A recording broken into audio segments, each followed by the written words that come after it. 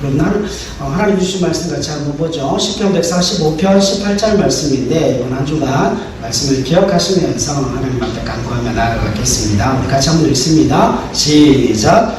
여호와께서는 자기에게 간구하는 모든 자, 곧 진실하게 간구하는 모든 자에게 가까이 하시는도다. 아멘. 이 살아계신 하나님의 은혜를 누리는 저와 여러분들이 되실 수 있기를 바랍니다.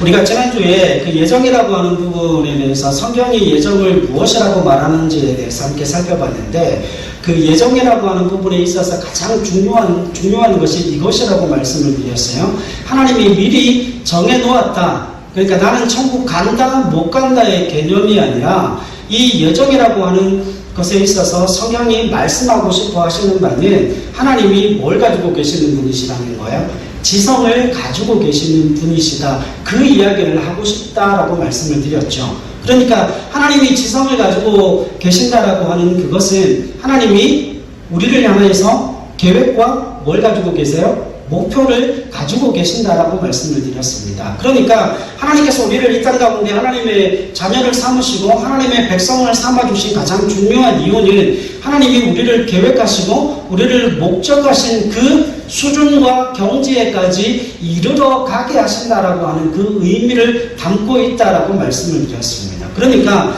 하나님께서 우리를 예정하셨다라고 하는 건 장소적인 개념보다 무슨 개념이 훨씬 더 중요한 거예요?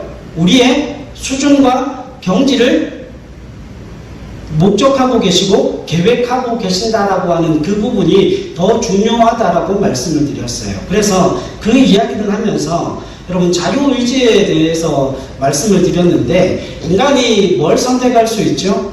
인간이 타락을 선택할 수 있지만 인간이 그 선택으로 말미암아 뭐를 결정할 수는 없다고 말씀드렸죠. 운명을 결정할 수는 없다라고 분명하게 말씀을 드렸습니다. 그래서 인간은 타락을 선택할 수 있지만 운명은 결정할 수 없다라고 하는 이 부분이 예정에 있어서 굉장히 중요하다라고 하는 말씀을 드렸습니다. 그러니까 예수 믿는 하나님의 사람들에게는 두 가지 길 외에 다른 길은 없습니다.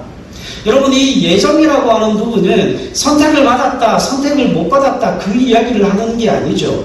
그러니까 하나님의 관심은 그 예정을 통하여서 누구에게 있는 거예요? 하나님의 백성들에게 있는 거예요. 그러니까 그 하나님의 백성들을 하나님께서 예정하신 그 천국으로 이르러 인도해 가실 때 우리의 수준과 경지를 목표로 하고 계시기 때문에 우리가 구원받았음에도 이 땅 가운데 존재하는 가장 중요한 이유는 뭘까요? 우리의 수준과 우리의 경지를 누구를 닮아가는 수준과 경지에까지 예수 그리스도의 장성한 분량에까지 이르러 가게 하시는 그 수준과 경지를 하나님이 뭐 하신다고요? 계획하시고 목적하신다라고 말씀을 드렸습니다. 그래서 예수 믿는 하나님의 사람들에게는 두 가지 길 외에는 다른 길이 없어요. 왜냐하면 하나님이 우리를 포기하시지 않기 때문에 우리를 천국으로 이끌어 인도해 가실 텐데, 예수 믿는 하나님의 사람은 그 믿음의 길 가운데 매를 맞고 갈 것인가, 또 하나님께서 허락하신 그 풍요와 축복과 은혜를 누리며 꽃길을 걸으며 천국을 갈 것인가, 그 두 가지 길 외에 다른 길이 있다라고 말씀을 드리는 적이 없죠. 그 두 가지 길 외에는 다른 길이 우리에게 주어져 있지 않다라고 하는 거예요. 자, 그렇다면 오늘은 하나님께서 그 예정을 이루시는 과정이 어떤 것인가에 대해서 함께 말씀의 은혜를 함께 나누어 볼 수 있기를 원합니다. 여러분, 로마서 8장 30절 말씀 한번 보시죠. 로마서 8장 30절 말씀에 보면 이렇게 기록하죠. 또 미리 정하신 그들을 또한 부르시고 부르신 그들을 또한 의롭다 하시고 의롭다 하신 그들을 또한 영화롭게 하셨느니라 라고 말씀해요. 이게 무엇인가 하면, 여러분, 이 말씀은 구원의 과정으로서 우리 신자들이 가야 하는 길이고 인간이 만들어지는 과정이라 성경은 말씀하고 있습니다. 여러분, 예정이라고 하는 것은 우리 인생길이 하나님의 계획에 따라서 진행된다라고 하는 그와 같은 개념이 아니라 하나님이 계획하시고 하나님이 예정하시는 한 인간에게 하나님께서 직접 찾아오셔서 그의 생애 동안에 그와 더불어 뭐 하신다는 거예요? 하나님이 씨름하신다라고 하는 그 의미를 가지고 있습니다. 여러분, 하나님께서 인간을 만드실 때 뭘로 만드셨죠? 뭘로 만드셨죠? 진흙을 손으로 빚어서 만드셨어요. 여러분, 창세기 2장 7절 한번 가보시죠. 말씀을 한번 찾아서 확인해 보겠습니다. 창세기 2장 7절 말씀입니다. 창세기 2장 7절 같이 한번 읽죠. 시작. 여호와 하나님이 땅의 흙으로 사람을 지으시고 생기를 그 코에 불어넣으시니 사람이 생명이 되니라. 아멘. 여러분, 하나님께서 사람의 그 외형적인 모습을 뭘로 만드셨는가 하면 진흙을 손으로 빚어서 만드시고 그 코에 뭘 불어넣으셨어요? 생기를 불어넣으시니 그 사람이 산 사람, 생명이 되었다라고 성경은 말씀합니다.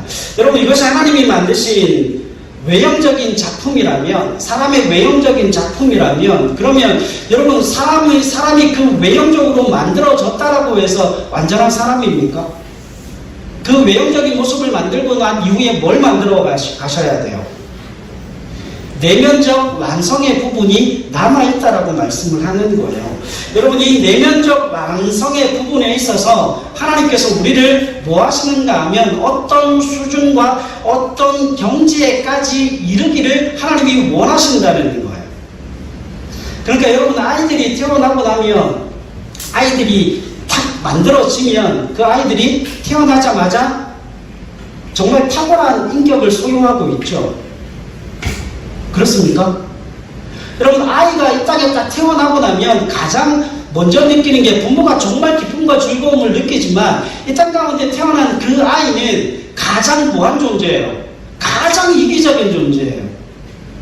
여러분, 저희 집사람도 아이 젖을 오래 먹였지만 그 아이가 배가 고프면 지 엄마가 아프건 건강하건 전혀 상관이 없어요. 지 엄마는 다 아파 죽어가는데도 뭘 먹어야 돼요?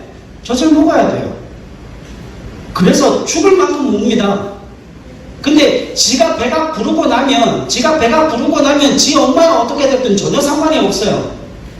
극단 이기주의자죠. 그렇지 않습니까?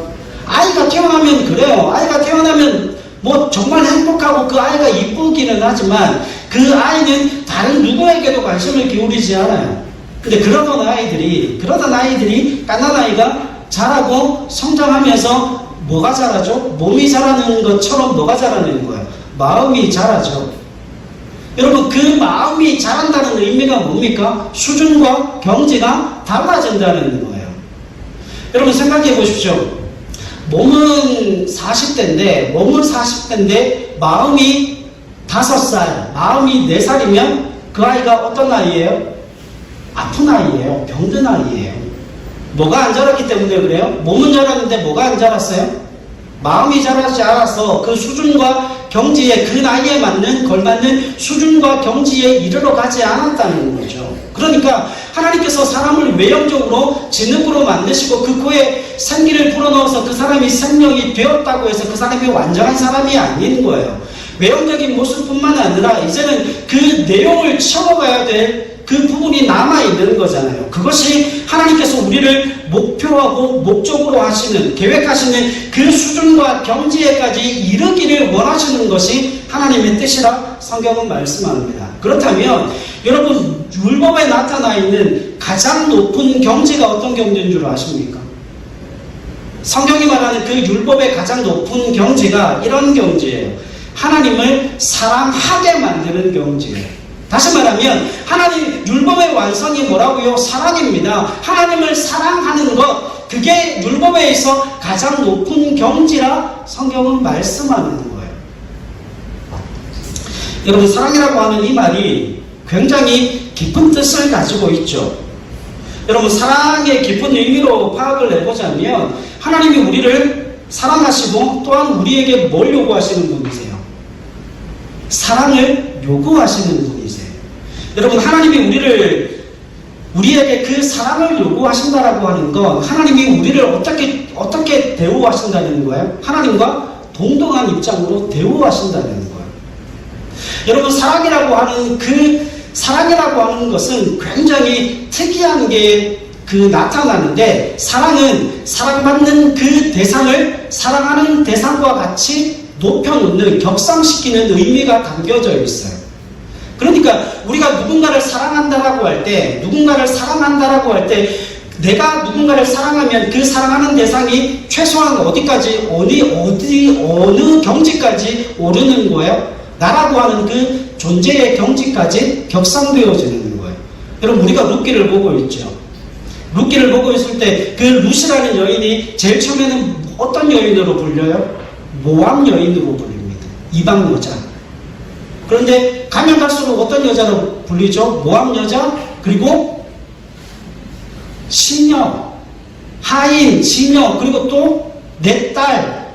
그리고 난 이후에 보아스와 그 유력한 자에 걸맞는 합당한 여인이 되기 위해서, 보아스와 결혼하기 위해서 그 보아스가 그 여인을 뭐라고 불러요? 현숙한 여인이라고 불러요.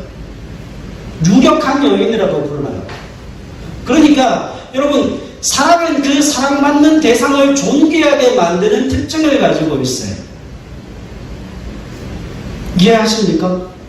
그러니까 하나님이 우리를 사랑하셨다라고 하는 건, 또 하나님이 우리에게 그 사랑을 요구하고 계신다라고 하는 것, 하나님이 우리를 어떤 존재로 여기신다는 거예요. 하나님과 대등한 존재로 우리를 대우하신다라고 하는 그 의미를 가지고 있습니다. 그런데 여기에 오해가 없으셔야 돼요.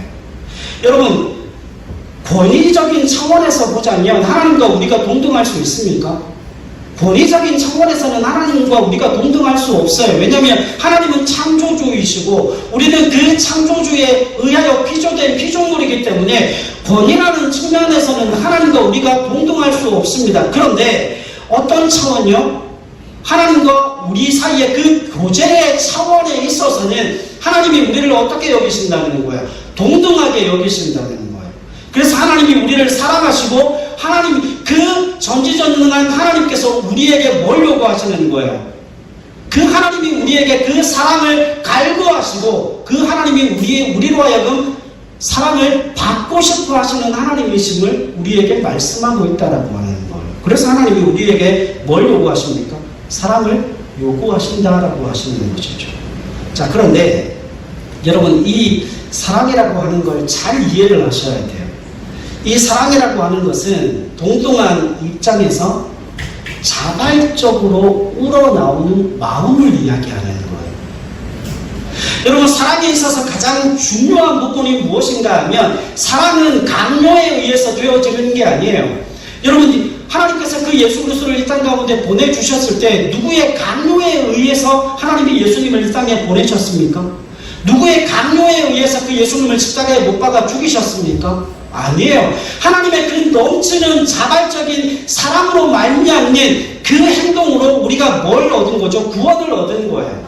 그러니까 그 사랑은 자발적으로 우러나오는 마음이 그 사랑의 특징이라고 하는 거예요. 사랑에 있어서 가장 중요한 부분은 누구에게도 강요당하지 않고 자발적으로 우러나오는 마음에서 뭘 하는 거죠? 충성하고 헌신하고 섬기는 거예요. 그래서 하나님이 우리를 그렇게 자발적인 사랑으로 말미암아 우리를 섬기고 우리에게 충성하셨던 것처럼, 하나님은 우리에게 뭘 요구하시는 거예요? 강요되어진 사랑을 요구하시는 게 아니라, 강요되어진 순종이 아니라, 하나님을 사랑함으로 말미암아 우리 속에서 그 하나님을 사랑함으로 말미암는 자발적인 뭘 원하시는 거예요? 섬김과 충성과 헌신을 원하시는 거예요. 그러니까 믿음과 신앙의 최고의 수준과 경제는 뭐예요? 사랑일 수밖에 없는 거예요. 거기에는 뭐가 없기 때문에요? 강요되어짐이 없기 때문에. 그래서 그 사랑이라고 하는 것이, 그것을 통하여서 내게 있어 가장 소중한 것을 아낌없이 내어줬음에도 불구하고 내가 뭐 한 거예요? 기쁜 거예요. 즐거운 거예요. 여러분, 생각해 보십시오. 하나님께서 예수 그리스도를 그렇게 십자가에 못 박아 죽이시고 그 예수 그리스도의 생명으로 우리의 생명을 바꾸고 난 이후에 우리를 보시면 하나님이 한심해 하실까요? 기뻐하실까요? 기뻐하십니다. 왜요? 나의 생명을 누구와 바꾼 생명이 있기 때문에요? 주님의 생명과 맞바꾼 생명이 있기 때문에 하나님에게 있어 나라는 존재는 세상 그 누구보다 어떤 존재라고요? 존귀한 존재입니다. 내가 어떤 사람인가는 전혀 상관없이 하나님께 있어 나라는 존재는 그런 존재인 거예요. 여러분 거기에 대한 분명한 믿음을 가지실 수 있기를 바랍니다. 여러분 이해를 돕기 위해서 한 가지 질문을 좀 드릴게요. 여러분 사랑의 반대말이 뭘까요? 어떤 분은 증오라고 이야기를 하시더라고요. 또 어떤 분은 사랑의 반대말이 무관심이라고 이야기를 하시던데 그럼 그 무관심도 굉장히 큰 문제가 되어지죠. 그런데 사랑의 가장 큰 반대말은 동정이에요. 동정. 여러분 동정은 무관심보다 더 끔찍한 사랑의 반대말입니다. 여러분 젊은 남녀에게 있어 상대방은 목숨을 걸고 사랑하는데 이쪽에서는 그 사랑에 대해서 이렇게 반응해요. 저렇게까지 쫓아오는데 한번 만나줘야지 뭐. 여러분 그렇게 대하게 되면 그 사랑은 곧 결국 뭘로 바뀌게 돼요? 증오로 바뀌어지게 된다는 거죠. 여러분 사랑에 대하여서 동정으로 답하는 것만큼 화나는 일은 없을 겁니다. 그것은 사랑에 대한 최대한의 모욕이죠. 여러분 하나님께서 우리를 사랑한다라고 할 때도 이 사랑의 개념이 적용되어지게 돼요. 하나님께서 우리를 강제로 눌러서 무릎 꿇리시는 것이 아니라 하나님께서 우리와 동등한 교제의 차원에서 동등한 입장에서 자발적으로 우러나서 우리로 하여금 하나님 앞에 뭐하게 만드셔요? 항복하게 만드시는 거예요. 하나님의 그 사랑에 항복하게 만드시고 하나님의 그 은혜에 항복하게 만드시고 하나님의 그 자비와 긍휼 베푸심에 항복하게 만드심을 통하여서 내가 하나님 앞에 엎드리고 내가 하나님 앞에 뭐하는 것? 순종하고 충성하는 그것이 내게 있어 기쁨과 즐거움이 되게 만들어 내시겠다는 거예요. 여러분 어떠한 직장을 다니는 청년이 술을 못 끊어서 그것 때문에 날마다 하나님 앞에 기도하는 청년이 있었어요. 직장을 다니다 보면 약속이 잡히잖아요. 직장을 다니다 보면 약속이 잡히는데 이 청년이 자기도 모르게 무의식적으로 친구들과 약속을 하는 거예요. 그러니까 토요일날 금요일날 그 직장 마치고 난 이후에 어느 뭐 가게에서 돼지찌개 집에서 만나서 쇠주나 한잔 하자. 그래서 그게 오케이를 한 거죠. 근데 아무리 생각을 해봐도 자기는 교회를 다니는데 신앙 양심상 이게 자꾸 찔리는 거예요. 그래서 그 약속을 잡고 난 이후부터 기도를 시작했습니다. 하나님 이걸 어떻게 할까요? 하나님 이걸 어떻게 할까요? 막 기도하는 중에 금요일이 다가온 거죠. 금요일이 다가와서 이제 시계가 째깍째깍 돌아가는데 6시가 퇴근 시간이니까 7시까지 가서 만나기로 했는데 5시 한 45분쯤부터 마음이 두근반 세근반 하는 거예요. 여러분 그래도 믿음이 있으니까 시간이 있으니까 뭐합니까? 마음이 찔릴 거 아니에요. 그래서 하나님 앞에 기도하기 시작합니다. 하나님 6시 퇴근이면 친구에게 전화가 올 테고 돼지찌개 집에서 만나서 쇠주를 한잔 하기로 했는데 거기 가면 거기 도착하는 그 순간부터 나는 그 술의 유혹을 이겨낼 힘이 없습니다. 그 맛있는 돼지찌개를 먹으면서 어떻게 쇠주를 한잔 안 할 수 있냐고. 이거 어떻게 해야 되겠냐고. 막 근심이 되는 거죠.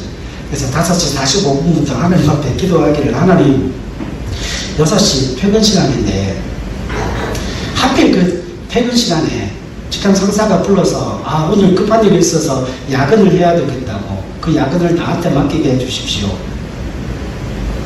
그렇게 기도를 했는데 아니나 다를까 여러분 슬픈 예감은 틀린 적이 없죠. 6시가 딱 됐는데 아무 일이 일어나지 않는 거야.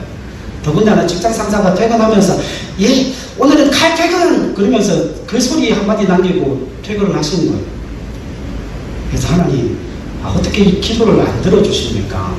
그래서 짐을 다 챙겨서 가방을 메고 퇴근을 하면서 엘리베이터에 서서 엘리베이터를 누르면서 하나님 제가 이 엘리베이터를 타고 내려가는데 이 엘리베이터가 갑자기 중간에 서서 고장나서 그 약속 장소에 가지 못하도록 해달라고. 이제 엘리베이터가 왜 그렇게 빨리 1층까지 가는지. 그 1층에 내렸어요. 내려서 이제 버스를 타러 가야 되는데, 버스를 타러 가면서 이 청년이 이렇게 기도합니다. 하나님, 내가 기다리는 버스가 몇 번인데 그 버스가 사고가 나서 오지 않게 해주십시오.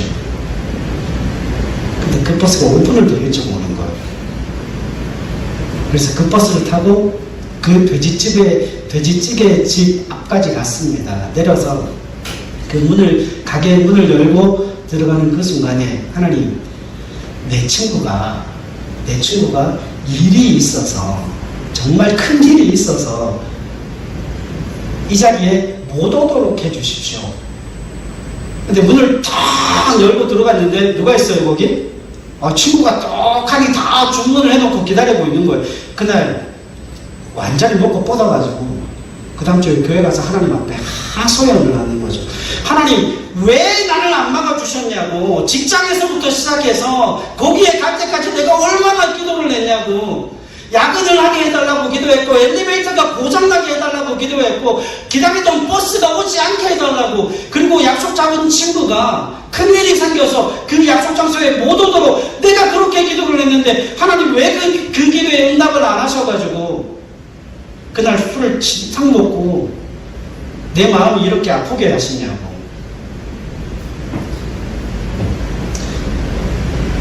여러분, 그 청년이 그렇게 기도할 때 그 기도가 이해가 가요. 이해가 갑니다. 여러분, 제가 좀 각색하기는 했지만 이게 실제로 제가 상담을 받았던 이야기예요. 실제로 있었던 이야기예요. 여러분, 하나님께서는 우리가 멸망의 자리까지 도달하지 않도록 간섭하시고 강제로 그 길을 막기는 하십니다. 그런데 이거를 몰라요. 대부분의 경우에 죄를 쫓는 것과 하나님을 쫓는 것, 그것을 하나님은 동등하게 놓고 뭐하게 만드시는 분이에요. 선택하게 만드시는 분이에요. 여러분, 우리가 이걸 잘 몰라요. 여러분, 신자와 불신자의 정말 결정적인 차이가 있는데 그게 뭔 줄 아십니까? 예수 믿는 하나님의 사람들이 죄를 덜 짓는 게 아니에요. 지은 죄의 결과를 먼저 볼 수 있어서 뭐 하는 거예요? 그 죄를 돌이킬 기회가 그들에게 주어지는 거예요. 이게 다른 겁니다. 그러니까 죄에서 돌이켜서 누구에게 돌아갈 수 있는 기회가 있는 거예요? 하나님 앞에 돌아갈 수 있는 기회가 그들에게 주어져 있다라고 하는 거예요. 여러분, 우리가 성경을 알고 우리가 하나님을 알고 우리가 믿음을 가졌다라고 하는 것, 무슨 의미를 가지고 있는가 하면 우리가 죄를 범하면 그 죄로 말미암는 뭐가 주어질 것을, 고통이 주어지고, 그 죄로 말미암는 고난이 우리에게 주어지고, 그 죄로 말미암는 우리 마음 가운데 그 심적인 고통이 어떤 것인지를 우리로 하여금 미리 알게 하시는 거죠. 그로 말미암아 뭐하게 하시는 거예요? 그 고통 때문에 죄를 멀리하게 하시는 거예요. 그 고통을 이미 알고 있기 때문에 그 죄에서 떠나게 하시는 거라고요. 여러분, 불신자는 동일한 죄를 범해도 돌이킬 기회가 없어서 죽은 후에야 그 결과를 알게 되기 때문에 그가 어디에 가는 거예요? 지옥에 가는 겁니다. 죽어 보고야 알게 되기 때문에 뭐 할 틈이 없어요? 돌이키고 회개할 틈이 없다는 거예요. 그럼 말씀 한 구절 찾아보죠. 좀 긴 말씀이기는 하지만 중요하기 때문에 같이 한번 찾아보겠습니다. 누가복음 16장으로 한번 가보세요. 누가복음 16장 19절로 31절 말씀입니다. 우리가 잘 아는 이야기예요. 부자와 나사로에 관한 이야기. 누가복음 16장 19절로 31절 말씀입니다. 좀 길기는 하지만 빠른 속도로 같이 한번 읽을게요. 시작. 한 부자가 있어 자색 옷과 고운 베옷을 입고 날마다 호화롭게 즐기더라. 그런데 나사로라 이름하는 한 거지가 헌데 두성이로 그의 대문 앞에 버려진 채 그 부자의 상에서 떨어지는 것으로 배불리려 하며 심지어 개들이 와서 그 헌데를 앓더라. 이에 그 거지가 죽어 천사들에게 받들려 아브라함의 품에 들어가고 부자도 죽어 장사되매 그가 은교에서 고통 중에 눈을 들어 멀리 아브라함과 그의 품에 있는 나사로를 보고 불러 이르되 아버지 아브라함이여 나를 긍휼히 여기사 나사로를 보내어 그 손가락 끝에 물을 찍어 내 혀를 서늘하게 하소서. 내가 이 불꽃 가운데서 괴로워하나이다. 아브라함이 이르되 예 너는 살았을 때에 좋은 것을 받았고 나사로는 고난을 받았으니 이것을 기억하라. 이제 그는 여기서 위로를 받고 너는 괴로움을 받느니라. 그뿐 아니라 너희와 우리 사이에 큰 구렁텅이가 놓여 있어 여기서 너희에게 건너가고자 하되 갈 수 없고 거기서 우리에게 건너올 수도 없게 하였느니라. 이르되 그러면 아버지여 구하노니 나사로를 내 아버지의 집에 보내소서. 내 형제 5이 있으니 그들에게 증언하게 하여 그들로 이 고통받는 곳에 오지 않게 하소서. 아브라함이 이르되 그들에게 모세와 선지자들이 있으니 그들에게 들을지니라. 이르되 그렇지 아니하니이다. 아버지 아브라함이여 만일 죽은 자에게서 그들에게 가는 자가 있으면 회개하리이다. 이르되 모세와 선지자들에게 듣지 아니하면 비록 죽은 자 가운데서 살아나는 자가 있을지라도 권함을 받지 아니하리라 하였다 하신다. 아멘. 여러분 이게 무슨 이야기예요? 그 부자가 거기에 가고서야 뭐를 아는 거예요? 깨닫게 되어진 거죠. 뭐가 없는 거예요? 뭐가 없는 거예요? 회개할 기회가 그들에게 주어져 있지 않은 거예요. 여러분 이게 얼마나 중요한 문제인지 모릅니다. 여러분 신자와 불신자의 차이가 여기에 있어요. 신자들은 그 지은 죄에 대해서 뭐 할 수 있어요? 회개하고 돌이켜 하나님께로 돌아갈 수 있는 기회가 있기 때문에 그것이 그들에게 있어 큰 축복이고 그것이 그들에게 은혜라고 하는 거예요. 하나님께서 우리를 말씀을 통하여서 그 믿음을 통하여서 하나님이 어떤 분이신가를 알게 하심을 통하여서 그 죄에 대한 결과를 미리 보게 하심을 통하여 우리로 하여금 뭘 떠나게 하시는 거죠? 그 죄악된 자리를 떠나게 하시는 거예요.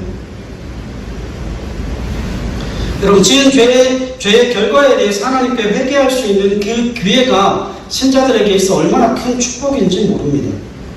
여러분 하나님께서는 죄를 짓는 부분에서 신자들을 하나님께서 정말 딱 차단하시지 않고 우리에게 뭘 요구하시는 분이세요?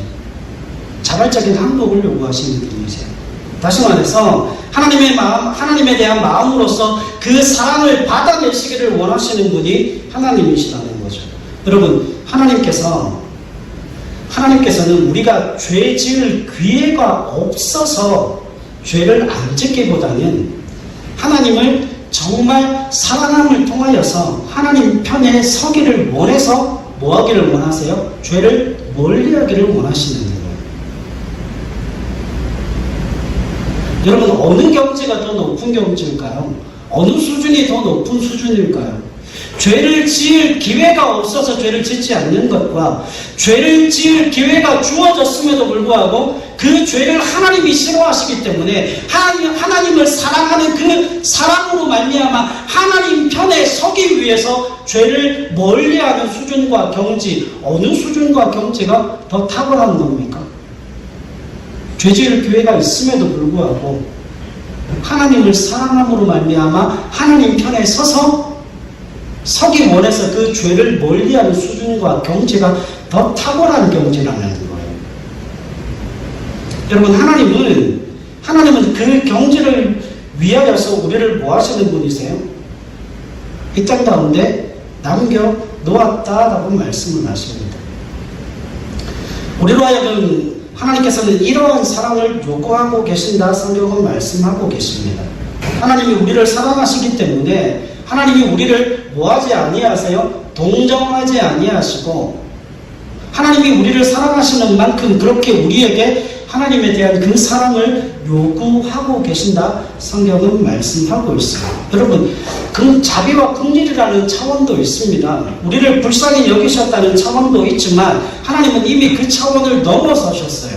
우리를 사랑하시는 분이시기 때문에 그 사랑 때문에 하나님이 뭐 하십니까? 우리의 삶의 자리로 찾아오셔서 우리를 구원하셨음에도 불구하고 그 구원하여 남은 인생만큼 우리의 삶에 찾아 들어오셔서 우리와 동행하시고 우리로 하여금 그 하나님을 사랑함으로 말미암는 자발적인 뭐를 받아내시는 거예요. 항복을 받아내심을 통하여서 나는 하나님 편에 서겠다. 나는 하나님을 사랑하는 그 편에 서서 그 죄를 멀리하는 삶을 살겠다라고 하는 그 다짐을 하나님이 우리에게 받아내신다라고 성경은 말씀하고 있어요. 그러니까 여러분, 우리가 태어나기 전이나 죽은 다음이 아니라 하나님 우리가 현존하는 이 역사의 시간 속에 찾아오셔서 우리로 하여금 뭐하게 하시는 분이세요? 결단하게 하시고 돌이킬 수 있는 기회를 허락하시는 하나님이시라는 말씀하고 있습니다. 그래서 나의 사랑을 받아내시고 나를 항복시키시는 하나님이심을 성경이 우리에게 말씀하시는 거예요. 여러분, 여기에 오해가 없으셔야 돼요. 그러면 우리가 실수하지 않습니까? 여러분, 그 사랑이 어떻게 생기는 걸까요? 실패하고 실수하고 그 실패와 실수 속에 다시금 돌이키고 용서함을 받고 돌이키면서 누구를 더 사랑하게 되는 거예요. 하나님을 더 사랑하게 되는 거예요. 여러분, 용서받지 못한 자가, 은혜받지 못한 자가, 사랑받지 못한 자가 다른 누군가를 용서하고 다른 누군가에게 은혜를 베풀고 다른 누군가를 사랑해낼 수 있을까요? 그건 불가능합니다. 그건 불가능해요. 여러분, 하나님이 우리를 용서하시고 우리에게 은혜를 베푸시고 우리를 사랑하시는 이유가 거기에 있어요. 먼저 하나님께서 우리를 사랑하시고 먼저 우리를 용서하시고 먼저 우리에게 은혜를 베풀어 주시고 그 받은 용서, 그 받은 은혜, 그 받은 사랑으로 말미암아 우리에게 뭐가 넘쳐나게 하시는 분이세요? 용서와 은혜와 사랑이 우리 가운데서 넘치게 하시는 분이시라는 거예요. 그것을 통하여서 하나님을 사랑하게 만들어 가신다 성경은 말씀하고 있다라고 하는 것이죠. 그러니까 여러분 생각해 보십시오. 제가 교회를 처음 갔을 때가 중학교 2학년인가요? 3학년인가요? 하여튼 7월 둘째 주에 교회를 처음 갔어요. 그리고 제가 예수님을 인격적으로 만났을 때가 고등학교 2학년 때 예수님을 인격적으로 만났어요. 선배한테 붙들려 가가지고 제가 그 교회도 기억합니다. 대구공고 앞에 있는 은총교회라고 하는 곳에 선배가 저를 끌고 갔어요. 기타를 칠 줄 안다는 그 이유 하나만으로. 가서 기도회를 하는데 반주를 좀 해달라는 거예요. 그래서 기타가 있는데 기타 칠 사람이 너밖에 없다고. 그래서 끌려갔습니다. 끌려갔는데 거기서 주님을 인격적으로 만나는 거예요. 그래서 치던 기타 버려버리고 거기서 하나님 앞에 울며 2시간 기도했는데 어떻게 기도했는가 하면 주먹으로 땅바닥을 치며 기도했어요. 너무 고통스러워서. 그러니까 내 자신이 정말 하나님 앞에 이런 나조차도 하나님 구원하실 수 있습니까? 이런 나라고 하는 사람을 어떻게 만나 주셨습니까? 너무 원통하고 가슴 아프고 하나님 앞에 너무 부끄러워서 땅바닥을 치면서 기도했는데 나중에 손에 피멍이 들었어요. 여러분, 7월 둘째 주가 아니고 그 고등학교 2학년 그때 저는 주님을 처음 인격적으로 만났어요. 저는 그때 구원받았습니다. 근데 여러분, 그게 언제적 이야기입니까? 제가 고등학교 2학년 때인데. 근데 제가 나이가 50이에요. 지금도 살잖아요. 천국 안 가고 지금 살잖아요. 하나님은 왜 구원받았음에도 불구하고 저를 이 땅 가운데 남겨놓으셨을까요? 왜 아직도 저는 이 땅에 살아가는 걸까요? 여러분, 하나님의 자녀에게 목적하시고 계획하신 그 수준과 경지에 이르러 가게 하시기 위해서 뭐가 필요한 거예요? 역사 속에 시간이 필요한 거예요. 그래서 하나님은 우리를 떠나지 아니하시고 우리가 70년을 살던 80년을 살던 그 기간 동안에 하나님이 뭐 하십니까? 우리를 부르시고 의롭다 하시고 성화를 시켜서 영화의 자리에까지 이르러 가게 하시는 그 인생의 역사 속에 하나님이 함께 하심으로 말미암아 우리를 뭐 하신다고요? 인도해 가신다고요. 그래서 하나님께서는 우리의 귀에 대고 말씀하시고 수없이 많은 주님의 종을 우리에게 보내주시고 말씀을 듣게 하시고 마음에 감동을 주셔서 우리를 하나님의 자녀요 백성으로 부르시고 그렇게 우리를 뭐 하십니까? 변화시켜 가신다 성경은 말씀하고 있습니다. 여러분 요한복음 5장 18절 말씀에 보면 아버지께서 일하시니 나도 일한다라고 하는 예수님의 말씀이 있어요. 여러분 하나님께서 지금도 일하시기 때문에 여러분과 제가 지금 여기에서 뭐 할 수 있어요? 그리스도 예수 안에서 한 형제와 자매로 만날 수 있다라고 하는 것이죠. 여러분 하나님은 나라고 하는 이 한 사람을 변화시켜 놓으시기 위해서 지금도 뭐 하시는 분이세요? 일하시는 하나님이시라 말씀하고 계십니다. 하나님이 계획하셨고 목표를 설정하셨기 때문에 각각의 인생들을 일일이 인도하셔서 도달케 하신다는 거예요. 여러분 그런데 그와 같은 하나님의 은혜로 말미암아 우리에게 주시는 은혜가 있어요. 구원받은 하나님의 사람들이 그 믿음과 신앙에 있어서 가는 그 신앙의 색깔들이 다 똑같습니까? 다 달라요. 저같이 성질이 급한 사람은 급하게 만나 주셔야 되고 성질이 정말 느긋한 사람은 하나님께서 오랜 시간에 걸쳐서 느긋하게 만나시면서 그를 변화시켜 가십니다. 왜요? 왜 그럴까요? 사람의 성향과 성품이 다 다르기 때문에 그래요. 그러나 중요한 건 누구라도 그 하나님의 손길을 피해갈 수 없다라고 하는 거죠. 여러분 하나님께서는 섬세한 사랑과 그 크신 열심으로 우리가 그 목적지까지 도달해 가기까지 우리의 모든 삶을 배후에서 뭐 하시는 분이십니까?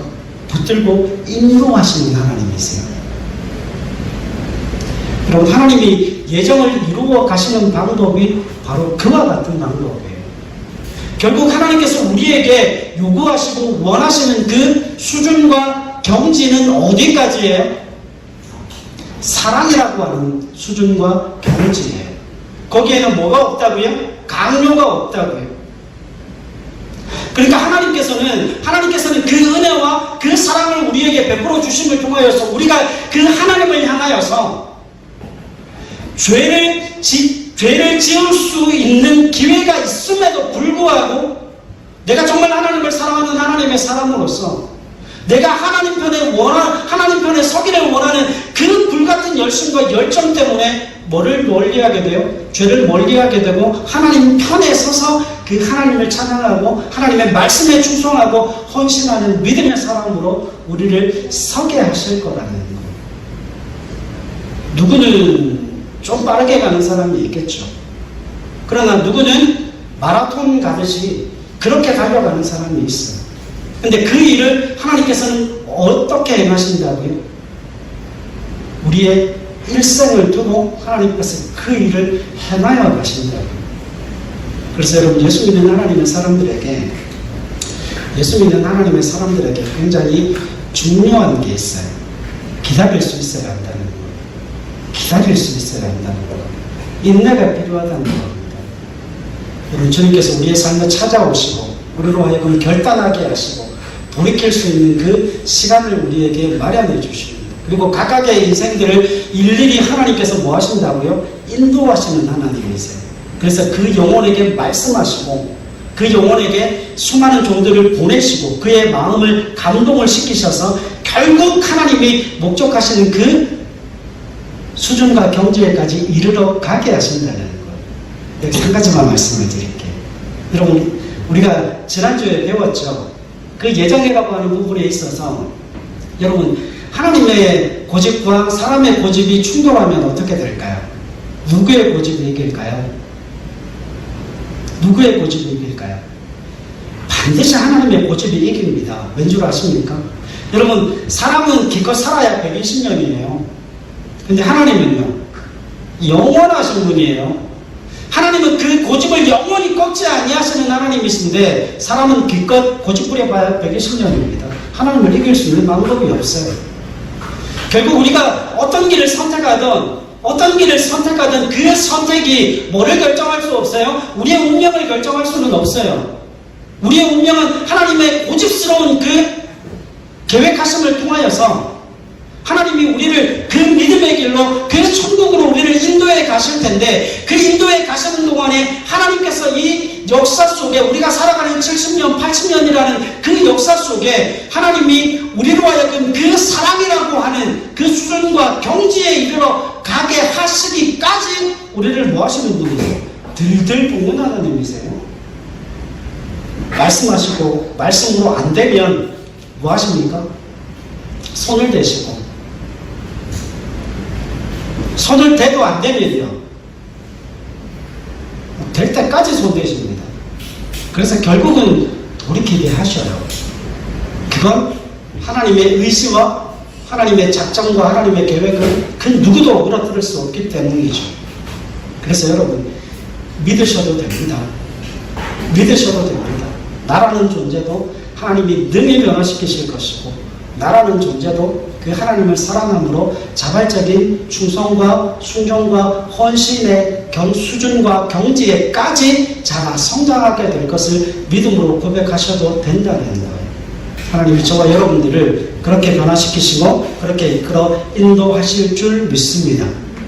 그래서 우리가 맹하고 가는 인생이 아니라 하나님 앞에 순종하며 하나님의 은혜를 누리고 하나님 베푸시는 그 만족함을 누리며 믿음 생활하는 저와 여러분들의 삶이 되실 수 있기를 주님의 이름으로 간절히 부탁을 드립니다.